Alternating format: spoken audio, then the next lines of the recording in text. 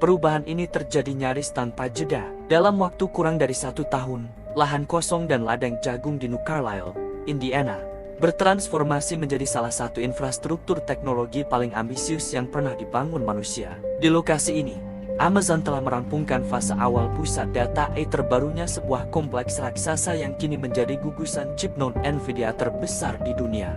7 gedung pusat data berdiri cepat, menggantikan bentang pertanian yang selama puluhan tahun menjadi sumber penghidupan warga lokal. Namun yang paling mencengangkan bukan hanya kecepatannya, melainkan tujuan strategisnya. Seluruh fasilitas ini didedikasikan hampir sepenuhnya untuk satu klien besar, Anthropic, rival utama OpenAI dalam pengembangan model AI generatif. Saat ini, sekitar 500.000 chip Trainium 2 buatan Amazon telah beroperasi di Indiana. Angka itu diproyeksikan melonjak menjadi lebih dari 1 juta chip sebelum akhir tahun. Dan itu belum termasuk generasi berikutnya Trainium 3 yang sedang disiapkan. Ini bukan pusat data biasa, ini adalah pabrik komputasi AI berskala negara kecil. Pertanyaan kuncinya, mengapa Amazon memilih jalan ekstrem dengan membuat chip sendiri? Jawabannya ada pada 2 kata, kendali dan efisiensi. CEO Amazon, Matt Garman, menyebut bahwa Trainium 2 menawarkan rasio performa terhadap harga 30-40 lebih baik dibanding chip AI komersial lainnya. Tapi angka ini hanya permukaan. Di baliknya, ada strategi yang jauh lebih dalam. Amazon tak perlu antre chip NVIDIA yang kini jadi komoditas langka dunia. Mereka mengontrol desain, distribusi, hingga optimasi energi. Infrastruktur bisa disesuaikan langsung dengan kebutuhan model AI milik klien seperti Anthropic. Dengan kata lain, Amazon tidak hanya menjual cloud, mereka membangun fondasi AI dari level paling dasar. Namun, proyek ini jauh dari tanpa masalah. Yang kita lihat saat ini baru fase pertama. Totalnya, Amazon berencana membangun 30 gedung pusat data di atas lahan seluas 1.200 hektar. Konsumsi energinya mencengangkan, 2,2 gigawatt listrik cukup untuk menerangi sekitar 1 juta rumah. Belum lagi kebutuhan air dalam jumlah jutaan galon.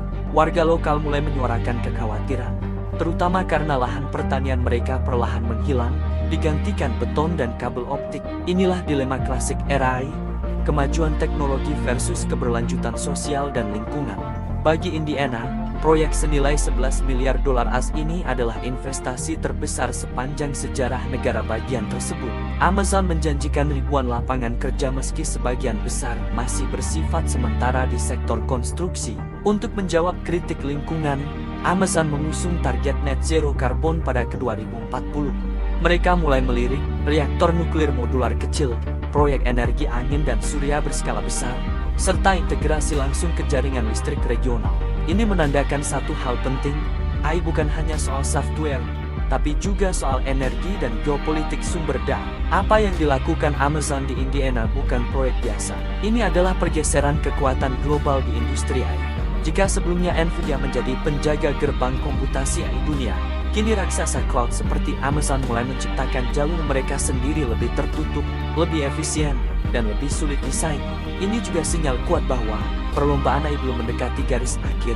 Permintaan komputasi belum menunjukkan tanda jenuh, dan negara serta wilayah dengan energi murah akan jadi pusat kekuatan baru. Dan yang paling penting, AI telah berubah menjadi industri infrastruktur, setara listrik dan jalan raya di abad ke-20. Selama dunia masih lapar akan kecerdasan buatan, aliran modal ke sektor ini tampaknya tak akan melambat. Amazon terus menambah kapasitas di berbagai wilayah, tanpa tanda-tanda berhenti.